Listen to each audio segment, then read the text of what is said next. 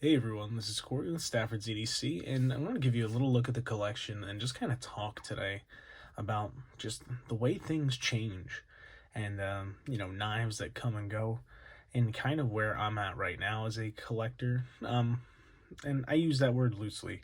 As you can see, there's not a large amount of knives here, but I, I don't really call myself a collector. I am someone who uses all my knives. I'm certainly an enthusiast. I am super into, the knife world and what's currently going on, and really, deep into this hobby in terms of custom knives and things like that, but certainly not a collector in terms of volume. So, what you're looking at here is everything I have in my possession. There are two more knives on the way, two custom knives that will be arriving hopefully later this week. The one maybe not later this week. We'll see. It's currently in customs. It's on the way here from Poland. I will certainly make an unboxing video when that comes. But this is everything in front of me, minus three. There's two more fixed blades, one of which is in my tool chest over there.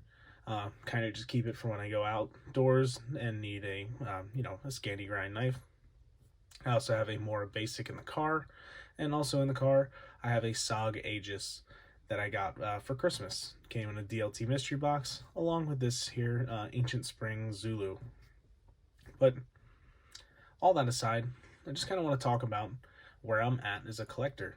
And the unfortunate thing for my wallet anyway is that most production knives just don't do anything for me. Benchmade had some interesting looking stuff coming out this year, namely I'm not going to remember the name, but the super ridiculously high priced, super thin M390 one. That's like $520. Immediately, that's a no. I'm just not going to pay $500 for a Benchmade when I could pay $700 and maybe find a custom slip joint, or $1,000 and get something like a JG Scout or a similar custom knife that's going to be way nicer and way more meaningful to me anyway than a production piece from Benchmade. Now, customs are certainly where I'm leaning at the moment in my collecting, and that might not be evident by the table here, but I've had as many as 5 custom knives at the same time, and as few as 0. I currently just have the one here, unless you're going to count a knife that I customized myself, but didn't, make it fully from scratch. That's all I have at the moment, though 2 more are on the way, as I said. Production-wise, I'm really only looking at a few things. TRM does absolutely fantastic stuff. These two get a ton of pocket time, the Atom and the Neutron. That being said, I like the Shadow. It just wasn't for me. I'm not a big fan of Axis style locks. That's why you don't see any in the collection, and why you haven't since I sold my Benchmade bug out, I guess, a year ago now. And, they're great. The Nerd's a little small for me. And like I said, I'm not a big fan of Axis locks, so that's where I land. I love these two knives. Thin blade stock, 20 CV, made in the USA. Fantastic. I love these people. I love this company. I will always keep an eye on what they're doing and always check out whatever the newest thing they do is. And they do have another model, a Magna Cut flipper, in production called the Comet. No idea when it's going to be released, how it's going to be dropped, anything like that, but I know it's in the works, and I'm excited to try one, even though I'm not a big flipper-only guy. Moving on, you have companies like Spyderco. In this case, this is a Bird knife. This is a Bird, I believe, Harrier 2, or Cara, something like that. This is essentially like an Andela, or, a bigger Delica with a finger choil. This is fine. This is like a true user for me that I bring to work. And this came free with the DLT order that I had some time back. And the reason it sticks around is because it's easy to use while wearing gloves if I'm at work. And it's nice. It's a nice thin flat grind. It sticks around mostly because it was free. I'm not going to sell this for a lot of money. And it does a good job. I mean, Spyderco makes great knives. I'm not a big fan of opening holes. I like them. I've had custom knives like the Roosevelt, with an opening hole, and when there's a good detent and different stuff, I like it. But on like a lockback like this, it's just functional for what I want, which in this case isn't flicking it open. It's just going to be rolling it open. And that's going to be, how this sees all its use. And you guys are going to have to excuse me for 1 second. I'll be right back. All right, and we're back. I apologize for the interruption there. But I just, Spyderco, Bird, whatever. Production knives, they work really well. They're, the designs are fine. They don't do anything for me personally. And, I have a lockback one because I don't like the compression lock. I've tried. I really just don't enjoy it. But, that's around for that reason. And it also shares some qualities that every single thing on the table here has, which is pretty thin blade stock with a really slicey edge. Because that's what I prioritize. I don't really care how expensive a knife is, how amazing it is. I like having good action, but of course, you're looking at all washer knives, which I realized the other day that I don't have anything on bearings right now. And it's not to say that I don't miss knives on bearings or want knives on bearings, because I'd love to get another Roosevelt. And the one knife that I have on the way, I believe, is on bearings too. It could be a washer version, but I think it's on bearings. Not that it particularly matters. But like I said, I just happen to have all washer knives. And that's the direction I've been leaning recently. Whereas before, just a few years ago, I had Koenig Arius, which of course is on bearings. And I've handled lots of other bearing knives that were great. My Roosevelt was on bearings. My Trevor Burger was on bearings.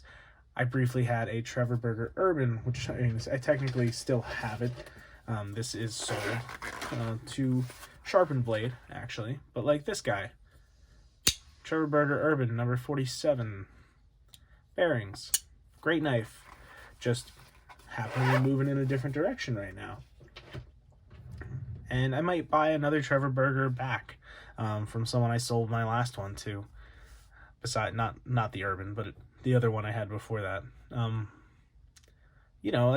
Things come and go. And as you learn what you like, you refine things. Some people like having a large volume. Some people like having only washer knives, only bearings, flippers only, thumb studs only.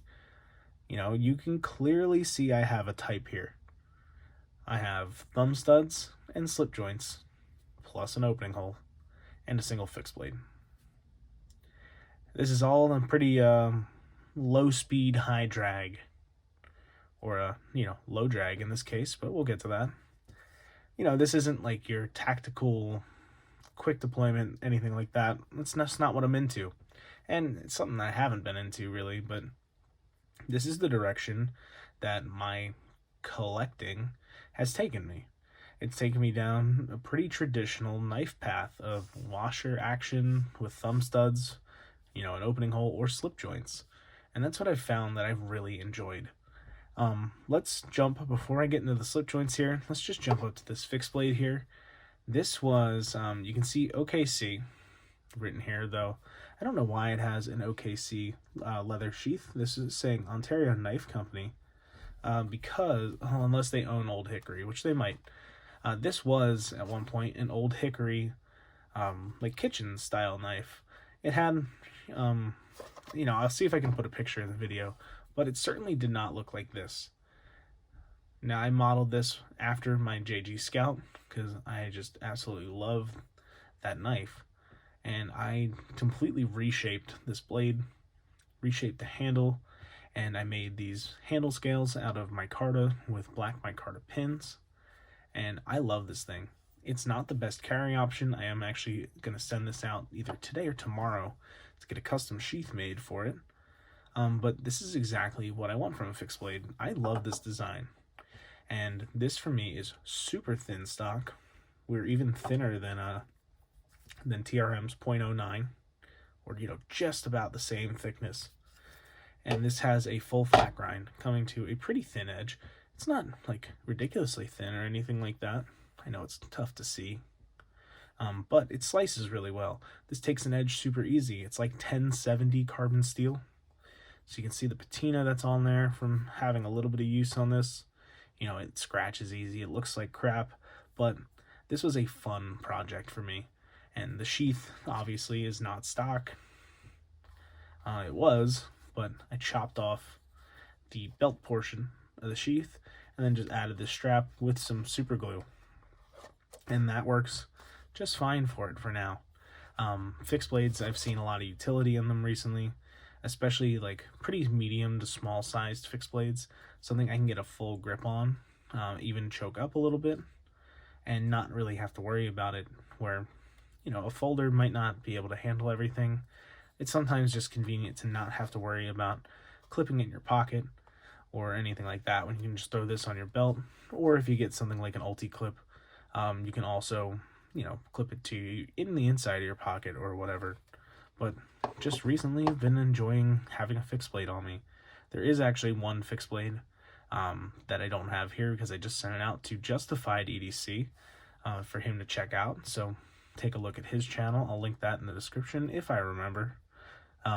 He is a local guy, like super local to me, like 20 minutes away. And he looks at a lot of fixed blades. So I sent him my Axial Alpine. Another great small fixed blade. I carry it in the pocket. Good little guy. A little small for me. Has some little issues. Probably do a full review on that before I probably end up selling it. Moving on then to the last chunk of the collection here, where one of the other customs is going to end up, is slip joints. I'll start with the Victorinox. I've had this for almost 10 years, probably since I was about 15 or so, and I'm 23 now. So yeah, 8 years or so. It's been used and abused. It's been sharpened a bunch. You can see all the scratches on it. And it sticks around because it's super useful. I travel with this knife. You know, it's just perfect. Perfect little multi-tool, especially when you don't have other options. This is great. And, you know, it's nostalgic for me, so it sticks around. A budget slip joint that I got for Christmas from DLT Mystery Box is this Ancient Spring Zulu. I really love the Zulu pattern for pocket knives, for traditional knives, that is. And this is fine. $55, 12C27 steel. These are made in China. G10 handles and really nice walk and talk. Not that, you know, it's not one hand opening or anything like that, but there's something that I really enjoy about like that nice snap at a half stop and snap open. And it's got pretty thin stock and cuts pretty well. So I have no complaints about using this. I'm not worried too much about the lock. You know, this is pretty strong spring.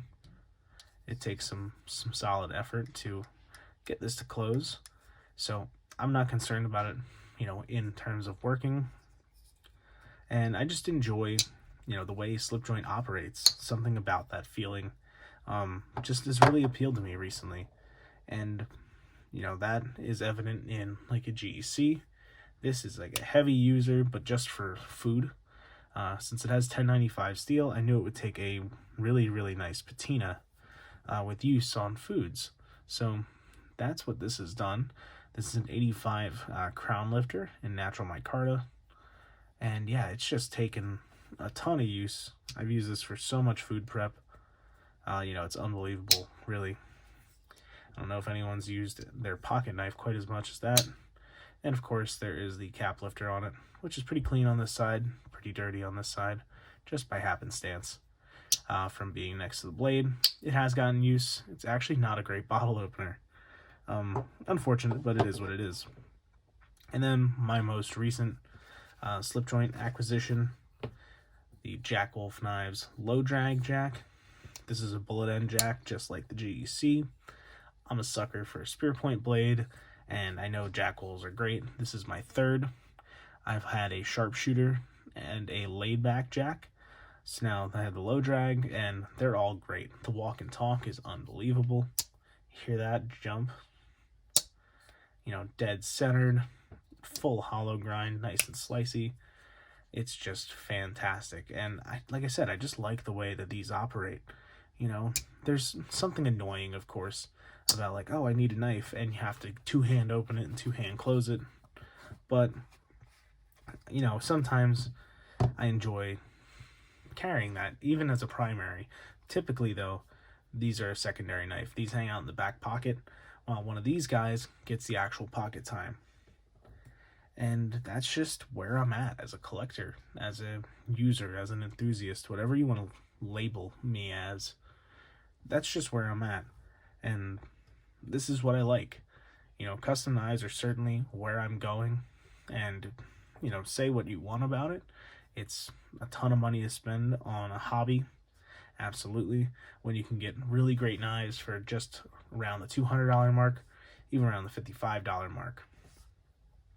But that's where I'm going, and that's where I'm leaning, and making stuff on my own, modifying stuff.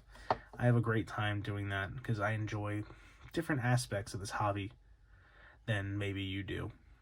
So that's just a little look into where I'm at, where my head is in terms of the hobby, and yeah, kind of what's coming down the line. I want to know what you guys are at in the hobby, like where your head's at. If you're a volume collector, if you are a collector of a certain type. I know like there's tons of Spyderco people who have all the PM2s, all the Para 3s. Tell me how you knife. How do you knife? Because this is how I knife. Maybe that'll be the title of this video. But yeah, tell me about your collections. Tell me what direction you lean. Do you lean thumb studs, washers like I do? Do you go flippers and bearings? Whatever the case may be. And how has that changed over time? Because this is kind of where I've landed and been for the last 6 months to a year, and I don't see this changing all too much, besides the additions, like I said, of a few things that don't quite fit this bill. Front flippers with bearings, things like that. But for the most part, this is kind of where I'm at, and I think it's going to be where I stay for a long time. So, again, tell me what you think in the comments and where you're at as a collector, enthusiast, whatever you call yourself. And yeah, that's it. So before I keep rambling on, thanks again so much for watching, and have a great rest of your day. Take care.